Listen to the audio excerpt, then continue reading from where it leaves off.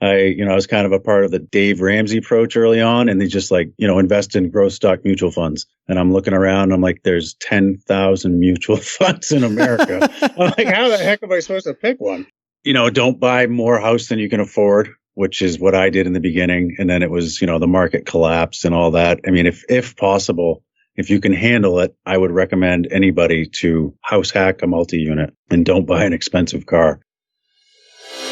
You're listening to the Millionaires Unveiled podcast, where you'll hear the stories and interviews of everyday millionaires. We'll unveil their decisions, their strategies, and their current portfolio allocation. Now to your hosts, Clark Sheffield and Jace Mattinson. Welcome back to another episode of the Millionaires Unveiled podcast. This is episode number 147. Clark, how's it going? What's going on in your world? Good, doing pretty well. We just looked through this list of millionaires we have upcoming. We have about 20 interviews in the pipeline here. Yeah, it's pretty remarkable. A lot of fun interviews coming up. Yeah, we've got quite a few who start to reach out and tell us their stories. And, we had a really interesting letter this week, very touching letter written to us by a listener about disability insurance and then the need for it. And I think, in a future episode, we'll address that a little bit more, but definitely getting some cool emails from you listeners and definitely getting some more millionaires who are writing in, wanting to share their story. And I think just in general, be willing to help the greater, good. I mean, there's a lot of great stories out there and a lot of people that have unique strategies that we can all learn from. And it's just remarkable, I think, for us to be able to facilitate sharing that and be involved. Yeah, totally. So thanks for listening. Just want to read one quick iTunes review. It says, "This is a great podcast if you are interested in personal finance. I really appreciate the variety of backgrounds and methods to create and maintain wealth that one can learn through the stories of the interviewees. Kudos to the hosts for putting together this show. I found it a bit less than a year ago and have been listening to every single episode since the beginning." So that's from Lay Human on iTunes. So thanks for sharing. If you enjoy the show, we appreciate the reviews. Helps us keep this thing going. So thank you for those who have. Yeah, Clark, you and I were talking, the last couple of weeks here, and we came across this article that in the Wall Street Journal that the states now are taking aim at people with no retirement plan and passing legislation to help people save for retirement. And, as we continue to, roll up the national debt and all these other things, I think, and just in general, life gets more expensive. We're probably going to get into some, extreme inflation over the next little bit. It's become harder and harder for people, I think, to want to save for retirement. There's kind of that live now versus save later mentality amongst a lot of millennials. And Colorado, just 2-3 months ago, became the latest state to create kind of a plan called the Colorado Retirement Plan, basically for the state. And they got a few different types of plans: auto IRA, a marketplace, and a multi-employer. And Colorado is going to offer the auto IRA plan. So definitely something to keep an eye out. It's interesting. The federal government's done a lot of things, just in the last, probably 20, 30 years, introducing different options, for people. I think it's starting to become a realization for a lot of them that Social Security is probably not going to be around for this generation. And if it is, it's going to be on a very limited basis. So people really got to take that into consideration and start saving for their own. Yeah, it's interesting. I think the states are just starting to say, look, if we don't do this, if we don't force people in a sense, every employee can back out, but if we don't force people, then they're not going to have retirement and we're going to be left cutting the bills and cutting the checks for them. And so private, I guess if you work for the state, private companies, public companies, some of these states are mandating that companies have some sort of retirement option and are auto-enrolled. Right. So just a piece from this interview, it says employers must offer a plan, either a state administered IRA or something else they set up on their own. Employees can opt out of the plan, but they have to explicitly make that choice. The data shows that most employees don't opt out. So I think that's what they're trying to do, put you in, and the people that aren't as proactive. And probably if you're listening to this show, you're a little bit more proactive, right? Yeah, totally.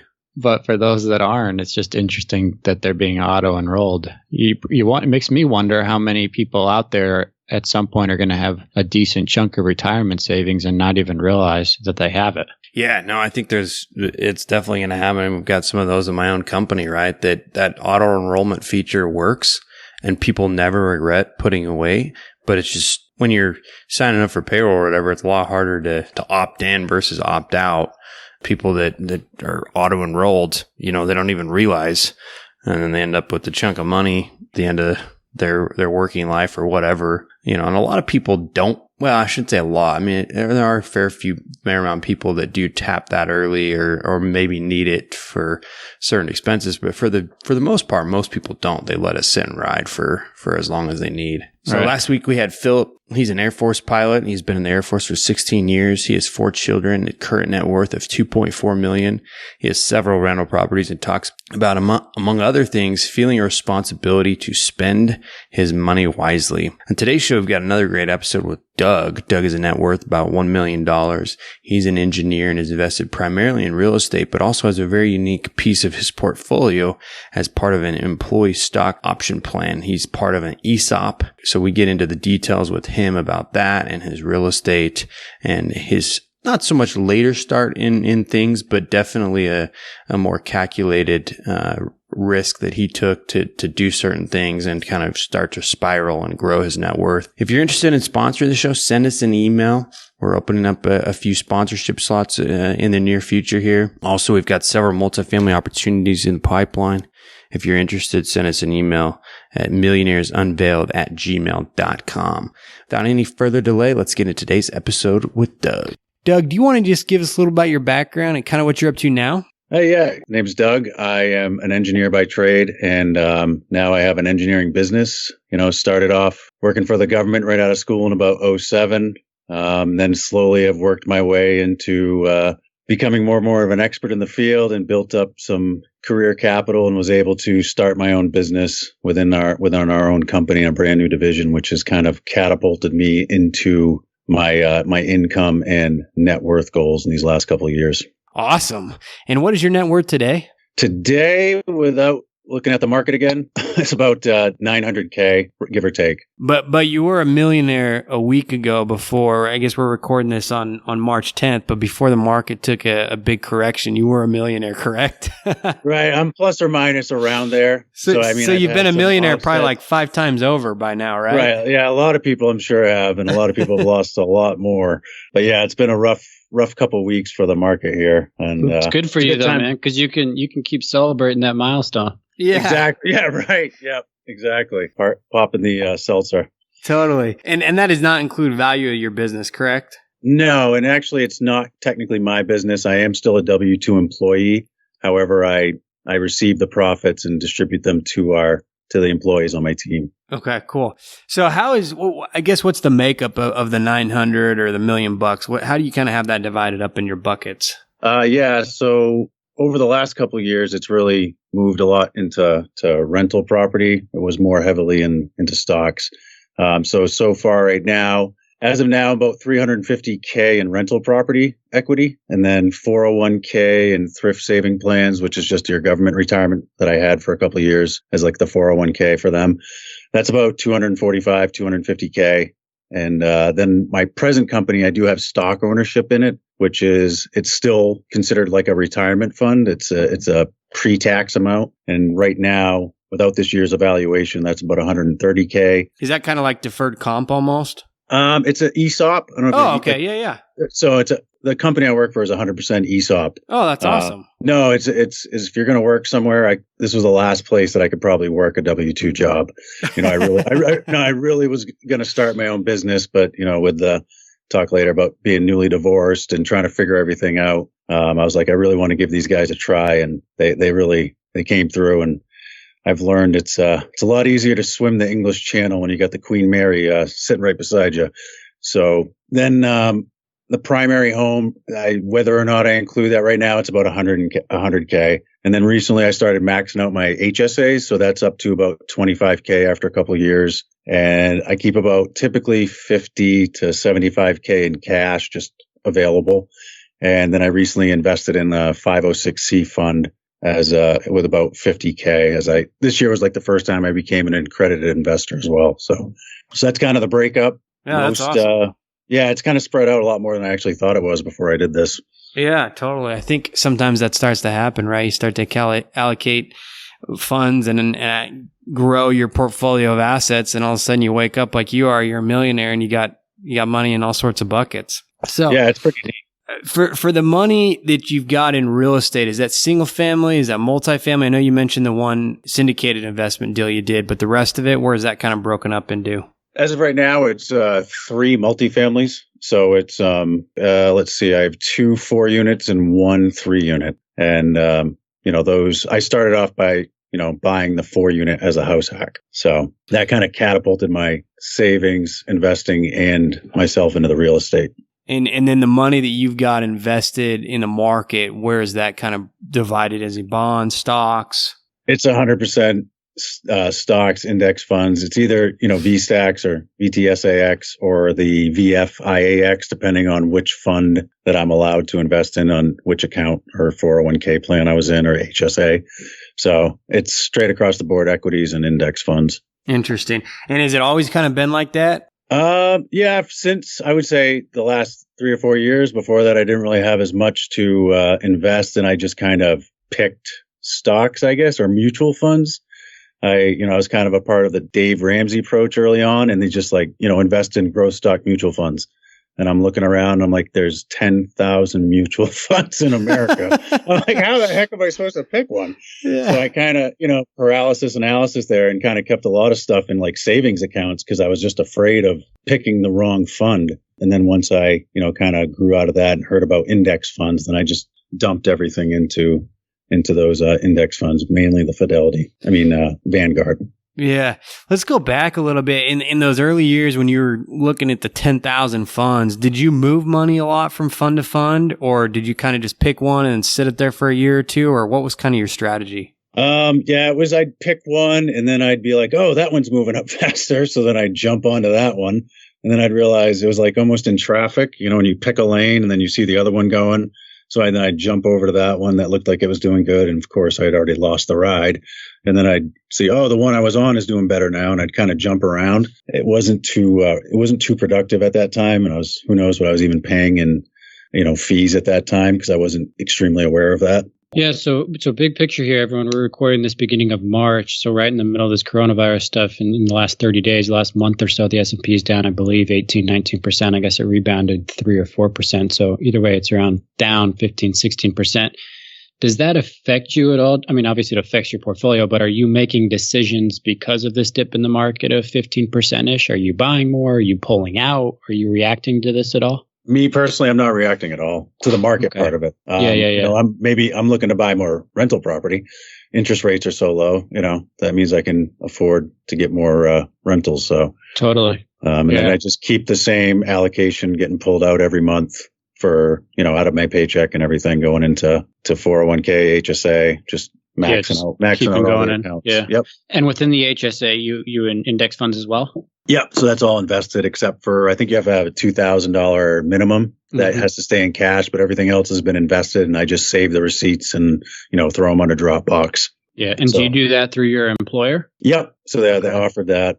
And then this year we also were offered, after all this, the ability to put in a post-tax into our 401k on top of the 401k, the match and all that, and the ESOP.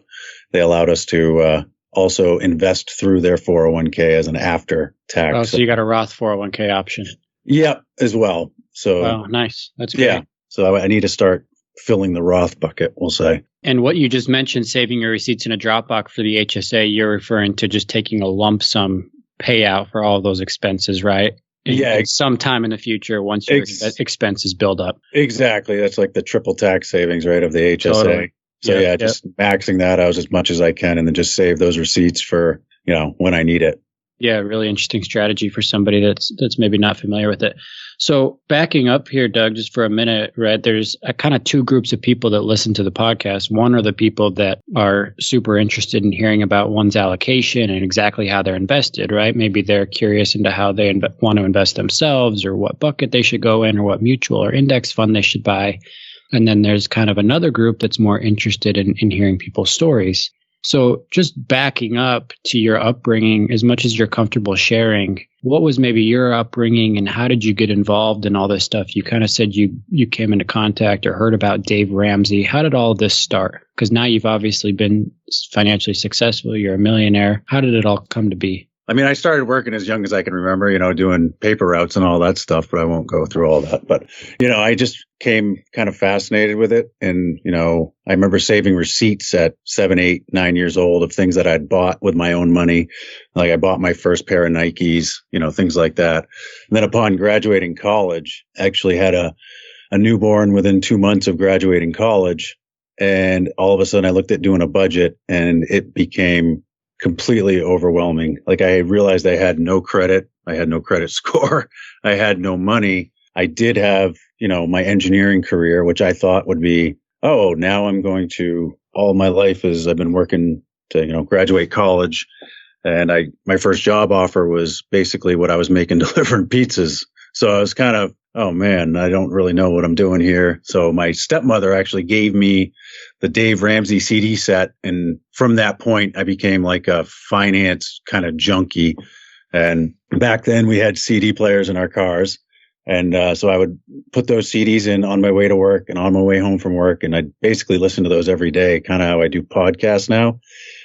So I started with all those baby steps. I cut up every credit card. I used the envelope system for years, actually. And I still have looking through budgets from 2007 that I kept up to date daily. I was pretty obsessive with it when you have no money and, all of a sudden now you have to provide for a child and like the fear of everything kind of came in.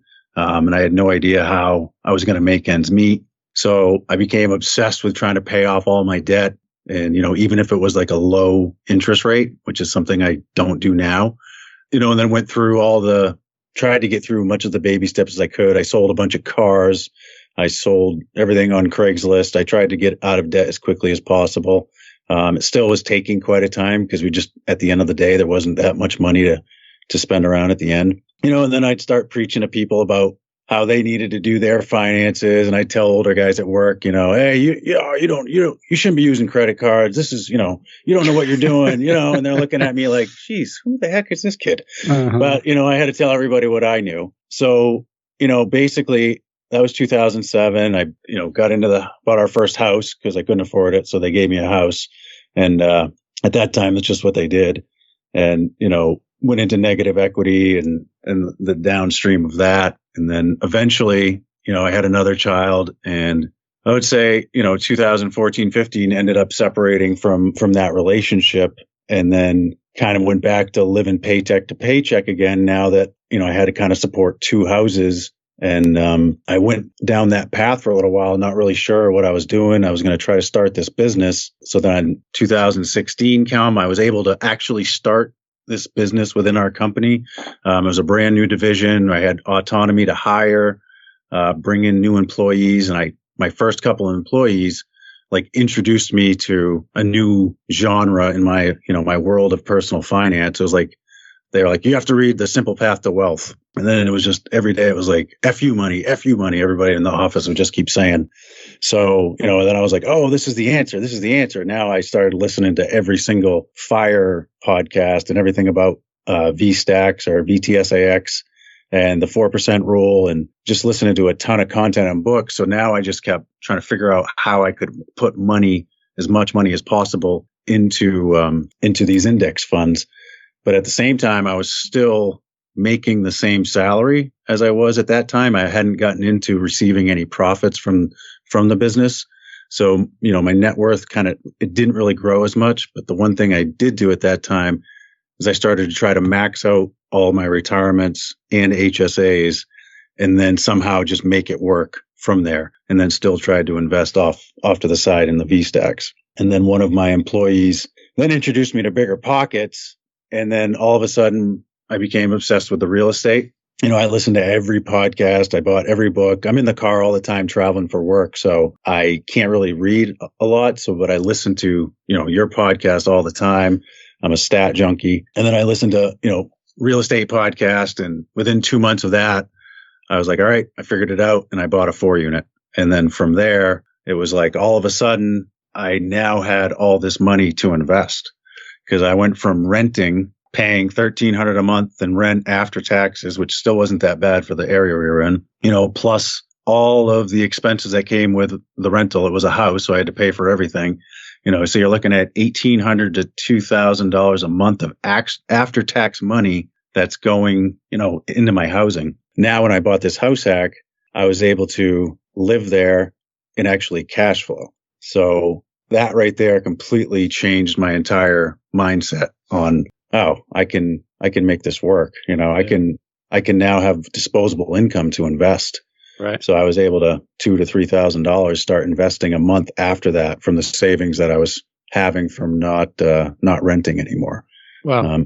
So that was kind of a wake up moment. And then the way I funded the down payment, it was an FHA loan, so I only needed 3.5%. I took a 401k loan as my down payment. I didn't even have to put any money into the deal to actually go from, if I would have needed to rent something, I would have had to come up with first months, last months, and all that. But since, I had saved up some money in the 401k, I was able to actually use that and parlay that into, a cash flowing asset. So you lived in this first quadplex. That's how you got the FHA? Exactly. Yep. So it was a little difficult to, be a single father and then kind of swallow the pride and then move into, a 4-unit without a driveway with basically on a postage stamp where I had, a 7-acre, house in the kind of the country. And this was in town. It was a bit of a swallowing of the pride and, convincing the kids that, this is just going to be different. And, they're kids and they loved it. And, we still go over there and fix up things and work on things together over there.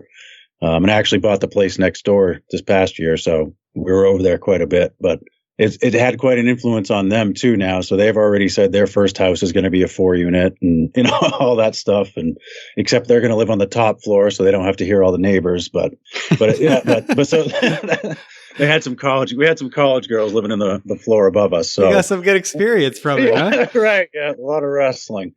So, explaining things, Yep, they're just wrestling, bud. Yeah, so it was a great experience though and then they saw the power of that, and they saw that, hey, you can make a little sacrifice once in a while when, swallow your pride and do something else to make a difference. And like I said, that just catapulted my ability to save, invest, and then buy, some more properties. And that's what I've been able to do from there. Wow. Thanks for sharing that. So many different directions we can go here. But yeah, thank you for opening up about it, sharing it. I think it'll connect with somebody. I want to talk about this first quadplex, but first you mentioned in an email to us before the show that in January of 2017, your net worth was at about 100,000, right? Yep. So it's gone up about, whatever it is, 800, 900,000 in the last 3 years and change here. So pretty amazing. Yeah, I ran some numbers just investing in the market, and that's what I predicted in 2017 once I heard the simple path to wealth. And I figured based on 10% returns over the next few years, at this point, I would be at about 465,000. So with real estate and, increasing the profitability of that business unit that I have, we've been able to basically double what I was projecting to be at this time, 3 years ago. Yeah. So talk about this 401k loan. That's a topic that hasn't come up much on our show. For somebody that's not familiar with it, tell us about that and how you did it and if you were nervous, right, pulling money out of your 401k. I wasn't really nervous. I guess I would consider myself sort of a risk taker in things. Since a 401k loan, you can actually take the loan out to yourself and then you just pay yourself back the interest. So since this was a 3.5% down, it was a 4-unit. It was like 350,000 or so. So I basically only needed $14,000. So at that time, I'd begun maxing out. My retirement was around 140. So for me, it didn't seem like that big of a deal, and I got to pay myself back. So your company allows you to do that. And for my company, it was in 7 days. I had the money. It was easy. I'm just like, all right, I just signed a piece of paper saying I want this. I agree to pay it back in, I think it's 60 months. And then they just do an automatic withdrawal from your paycheck. So that's how that worked out. And basically the cash flow, I ended up paying that off early with the cash flow from the property. So within 6 to 10 months, I paid that loan back in full. And then went and bought another rental 4-unit rental property with another 401k loan. And then some of the money that I've been able to save because I was saving so much money from living in a 4-unit. Yeah. So that this first deal, let's talk about it a little bit. How did you find it? Obviously, you said it was a quadplex. And so how'd you find it and how much did it cash flow monthly? Obviously, you lived in one of the 4 units. Right. So when I found it was just on the MLS. I was actually looking at 2 units and then, this 4-unit popped up and the realtor I was with was like, let's just go look at it. So I went and looked at it, and the market we live in is extremely competitive. So I think it only is listed for like $339 or $340. We went in there and there was 10 people in there, and they'd already received 3 or 4 offers before I even got there. And it was 10 minutes after they opened it for the open house. Wow. Yeah, so it was pretty competitive. So I just went in high. I ran my numbers and I knew it would cash flow really well at over $400,000. So it was before this market actually really knew what they were just comparing them to single family homes more. So I offered like $350 or something like that, 10 or 15 above asking, and was able to knock it down right away. And so when I moved in, I took the largest unit.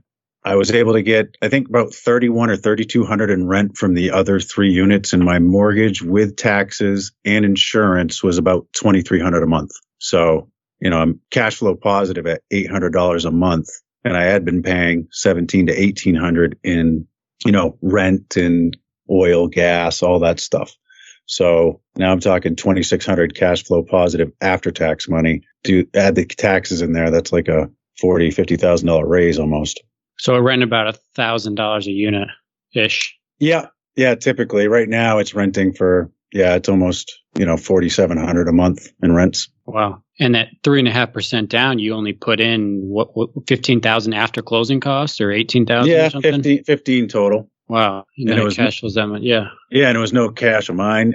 I say no cash because it was new cash. Right. Exactly. It was something that I couldn't touch till I was 59 and a half. So I viewed it as not cash out of pocket. But so when you say, I'm just curious about this. I mean, I know what it means for Jason and I and other real estate investors, but maybe somebody who's looking at real estate. When you say that I ran the numbers, right? I knew it would cash flow. I knew what price it would be good at. Is this a model that you found online? Is it one that you created? Is it one that you found and then kind of mixed up? Or how do you kind of do that initial screening on a new property? For me, I created a spreadsheet. I've also used like the bigger pockets calculators and stuff, but I have my, I'm an engineer. I like my own spreadsheets. And I can enter fixed values, and I put in the purchase price and what I plan to finance, closing costs, all that stuff in there. And then I account for vacancy. I account for property management, even though I still self-manage. And then I account for, CapEx, maintenance, utilities, all that in one sheet. And then it breaks down and actually gives me a cash on cash return and I usually run low to mid rent numbers. So that way I know really what it would cash flow if, I wasn't able to get the highest in town. And my first rule of thumb, which, all markets don't work this way, is if it's a multifamily in my area, I look to make sure it's at least the minimum is the 1% rule. Where the monthly rents are 1% of the total purchase price. So if it's $3,000 a month in rent, the highest I'm going to pay for that $3,000 a month in rent, the highest I would pay is $300,000 for that property. So like this first one I bought for $350, the rents are $4,500. So, it was like a 1.27 for the quote unquote 1%. Yeah. Mm-hmm. Yeah. And I'm constantly, I just go on like Craigslist or those, and I just type in 2-bedroom in the town I'm looking in. I do that every week or two, and or 3-bedroom and see what people are asking for rents and see if they're still on there from the last time I looked. And if I know they're not on there, then I'm pretty good idea that those rents are good rents to go by. And have your rents increased since you purchased it? Yep, they have. So yeah, I think the one was getting $1,200, another one was getting $800, and the one I was in was only getting $1,200. Now the 2 3-bedrooms are $1,500 each. I have a 1-bedroom opening up, and I think that is going to go for $950 next month. And then I have another 1-bedroom that's been able to go up to about $900 a month. That was at $800. So it's gone up probably $400 a month, at least $400 to $500 since I bought it. Yeah. So big picture here, that 4 unit, I know you have 11 units, rental units total. What are just, real quick, what are the other 7 units? So 11 units total, and how much do you get how much cash flow do you make monthly? On each of them or combined? Yeah, just total. Total, it's anywhere from, $3,300 to $4,000 a month in cash flow after everything. Wow, that's great. So $50,000 a year ish. Right. With, very minimal money compared to, say if I was just investing in the index funds. Mm-hmm. And then how levered are you? Quite. No, I'm about 70% leveraged on 2 of them. And that first one I bought, I think I'm at 80% now with the way appreciation has gone. So between, so probably 75 total as far as leverage goes. Mm-hmm, mm-hmm. So going forward here, where do you go? Are you looking for more units? Is it a bigger multifamily properties? Are these all real estate that you own in your area? Do you invest outside? Do you self-manage? Yep. So as of right now, I am self-managing, and these are all within 2 miles of my office. So it makes it pretty easy. And actually, some of my employees actually live as tenants per their choice. They're like, "Can we just live in your place?" I'm sure. Right ahead. That's kind of funny. And then they're you pay them, and then they pay you back, right?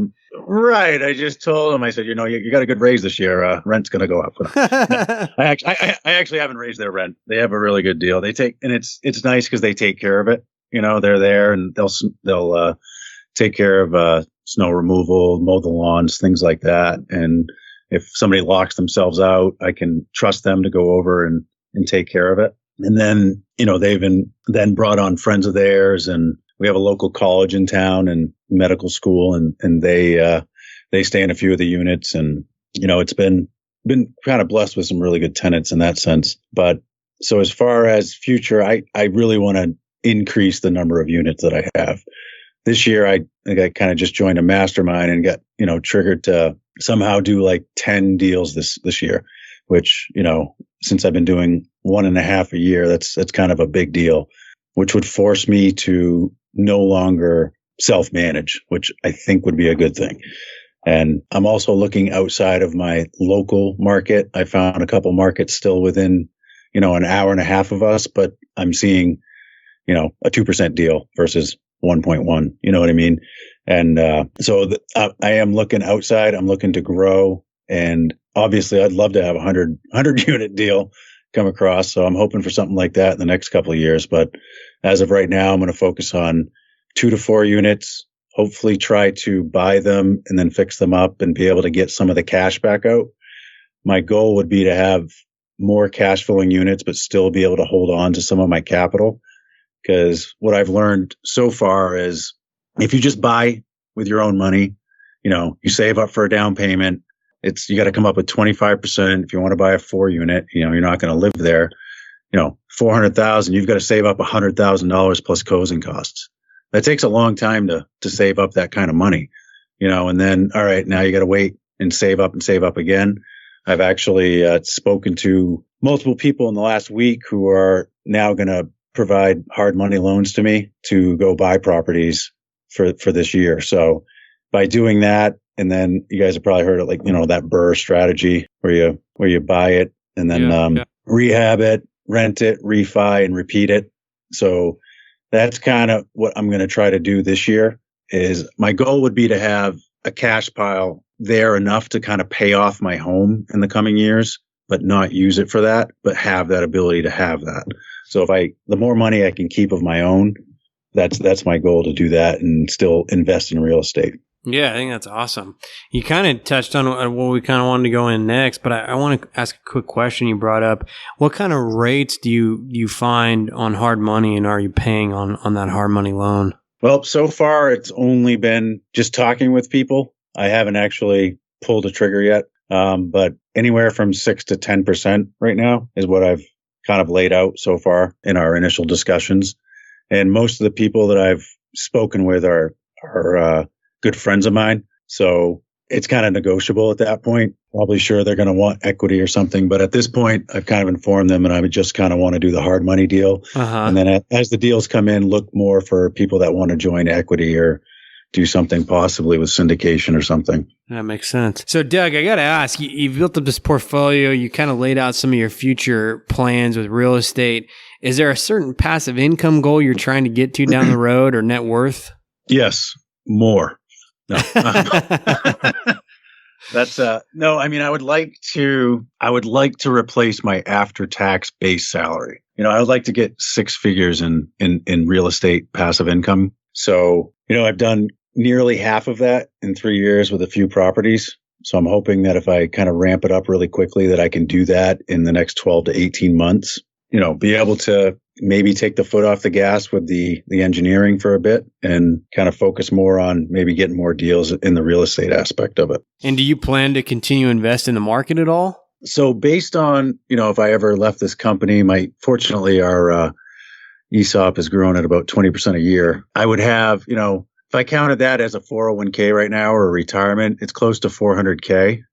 So I would think in about 5 years, by running the numbers, that number would be close to 800k. By the time I'm 45 in a pre-tax fund, I would probably stop contributing to that.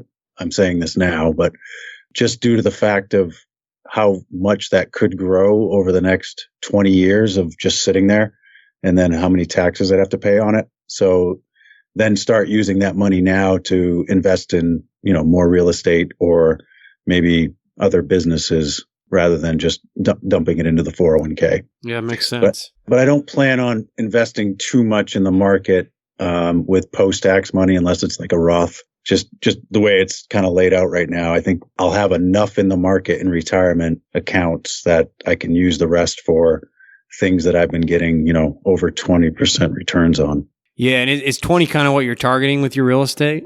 Yeah, I mean, 18's my low if I see a cash on cash return. So, versus I'm not buying for appreciation yet because I have so little capital in. A lot of people can buy and hope that, dump a lot of money in and then know the appreciation is going to take care of them. I've been looking more at cash flow. So that's been my plan with it. Yeah, it makes sense. I want to touch on something. I think we've only talked about this maybe one other time on our show, and that's the ESOP situation. There aren't very many around anymore. Is that something that you would advise people to look at if they could get into a company that's an ESOP, or is it something that you'd say probably not? Or what? I mean, what are the benefits? What are the drawbacks in your opinion? Well, I would say the benefits definitely outweigh the drawbacks. The ESOP, so it just stands for Employee Stock Ownership Plan. So what it just means is we're a privately held company, and so each year you get evaluated as a company. It takes like 6 or 8 months for this to happen, and they just look through all the books, all the things on record, cash flows, and then they just basically determine a value like the market does, except it's once a year. And then the way they typically do it, they'll base on your years of service or strictly your salary. And they'll give you ownership in the company based on how much you actually made the year before. So with us, it's like the owner sold the company to the employees, or quote unquote, the ESOP. So we've been paying back that mortgage. And the way they've been doing it is typically 7% of your overall salary from the year before gets put into the ESOP. And that is nothing that the employee pays for. That's just an additional benefit on top of it. So it incentivizes employees to do well. You know what I mean? Because if you're going to do well, there's a better chance that the company does well. If the company does well, the ESOP's going to increase, and now you actually have a part in the company. There's been tons of studies shown that I think it's like not minimum wage, but median wage workers who are part of an ESOP, they have like, and don't quote me on these numbers, it's 2 to 3 times the amount of retirement, when they retire versus someone that just had the straight 401k. And as a company, an ESOP pays no federal income tax. So that allows the company to go then acquire more businesses to increase revenue and increase the actual valuation of the company. I think that's a perk of, an incentive by the government for employees to do that. Employers to start these programs. Ours is pretty unique. We have 40 businesses in this company, and each is its own little profit and loss center. So they basically, I'm responsible for all the books, all the hiring, all, getting everybody in, getting the work done finding the work, booking the work, doing the work. It's like basically your own company, but we have a corporate that franchise essentially that takes care of, getting the health insurance to everybody and making sure payroll gets out. And then if you do well at the end of the year, the company, returns that in the share of profit for bonus. So, they'll give you up to say 35% of the profit of your company back to distribute to the employees. So that's kind of a huge incentive for that company as well. They go from, if you do well, your business unit does well, there's a good chance you're going to get a bonus. And then if your business unit does well and you have a bonus, then there's a good chance that other companies are doing well because everybody's hyper competitive. So the ESOP's just been growing at 20% a year for 9 years. Wow. Yeah. Wow. That's pretty good. So just wrapping up here, I know I've taken a lot of your time, so I'll let you go here, but a couple of rapid fire questions here. What's been your range of income through your working life? First offer was about $39K. And then last year was about $378. Wow. Good for you. Amazing. And then household spending, what do you spend annually? Not including vacations, but, so I would say around six figures, around 100,000. That includes vacations or no? The vacations usually come out of the bonus, so that's another 10 grand or so. Gotcha. So probably 110 total out the door. Gotcha. So in closing here, I know you gave a lot of terrific advice. Do you have any final words of advice, or maybe somebody who's in your situation? I know, you told us that you were going kind of paycheck to paycheck for a while, or had maybe a negative net worth, and now you've obviously been able to rebound so successfully and have a great rental portfolio and a high income. What's kind of your last final words of advice or mistakes that you would avoid again, or that you would advise against for somebody who may be in a similar situation? Don't buy more house than you can afford, which is what I did in the beginning. And then it was, the market collapsed and all that. I mean, if possible, if you can handle it, I would recommend anybody to house hack a multi-unit. And don't buy an expensive car. If you can just get rid of that housing cost and actually get an asset that's being paid for, it just frees up so much of your income to be able to invest and grow, even if you don't want to grow more real estate. And as far as, a career thing, I used to try all these side hustles, and those are great for some people. But what I found was the more I focused and found a niche in my market was I built up a lot more career capital, and then my name became more and more well known, that I was able to kind of demand a salary for what I was doing instead of trying to create van pools to save money. I was able to kind of demand my salary, and then from there create, year after year clients. From that, I was able to, build a business unit basically by hyper focusing on one genre that I became really good at, even though I didn't like it in the beginning. I just kept, going until I found the niche that I really enjoyed doing. Yeah, really interesting, because I remember when starting this podcast, I would read around, and I came across a couple things of advice that said niche down and then niche down again. Yeah. And that's kind of where you'll find the niche that people are looking for, or the piece of success. So really good advice. And thanks again. That's Doug, net worth of about, I'm going to call it $1 million back and forth, right? 900, $1 million. Thanks so much for coming on the show today. Really appreciate it. I appreciate it. Thanks for the time, guys. Thanks, Doug. Thanks for listening to the Millionaires Unveiled podcast with Clark Sheffield and Chase Mattinson. For more stories, investment opportunities, and information, check out our website at millionairesunveiled.com. See you next time when you'll hear from another everyday millionaire.